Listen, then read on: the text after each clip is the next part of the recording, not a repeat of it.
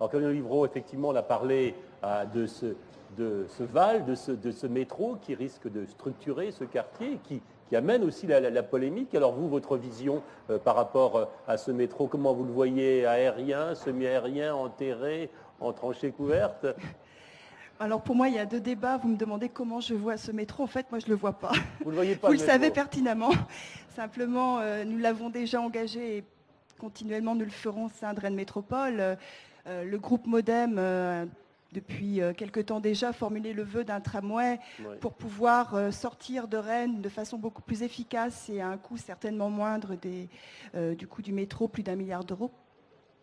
Et par contre, par rapport à ce projet de la deuxième ligne du VAL, si cette deuxième ligne devait être maintenue, je pense, en tout cas pour avoir aussi rencontré les habitants du Longchamp, y compris pendant la campagne, mais régulièrement, hein, c'est notre rôle de voir les habitants de tout quartier. Moi, ce qui m'apparaît vraiment extrêmement porteur d'avenir, c'est de voir combien et comment ces habitants de ce quartier les plus proches et les plus lointains se sont emparés de cette question de leur quotidien, donc le transport, mais en termes de solidarité, d'aménagement, de convivialité, etc. Et ont mené en parallèle avec les études qui sont faites par des spécialistes, leurs propres études avec leurs petits moyens pour aboutir à une alternative très sérieuse. Et ils font passer leur intérêt personnel après l'intérêt général en proposant une alternative qui me semble assez judicieuse et qui, j'espère, rencontrera l'écoute de la majorité actuelle. C'est-à-dire avec... Même étant contre le VAL, vous pousseriez cette alternative? Bah, écoutez, bon, encore une fois, le tramway me semble une excellente alternative. Voilà.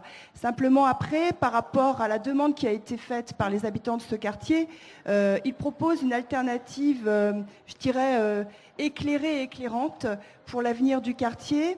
Et sans s'emballer, d'ailleurs, en étant resté tout le temps posé durant le débat, en ayant énormément travaillé, qui est celle de la tranchée couverte pour les buts de Couem, qui finalement n'occasionnera pas de surcoût notable par rapport au coût général du métro.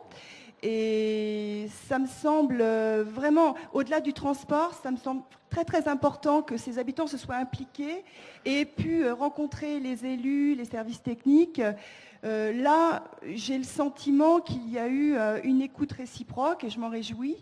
Je souhaiterais bien entendu qu'il y ait une écoute réciproque aussi entre élus de la minorité et de la majorité quand on traite de l'alternative tramway, parce qu'il me semble aussi qu'aujourd'hui nous sommes en 2009 et que les questions ne se posent pas comme elles se sont posées lors des études de 2001. La question à Daniel Delaveau.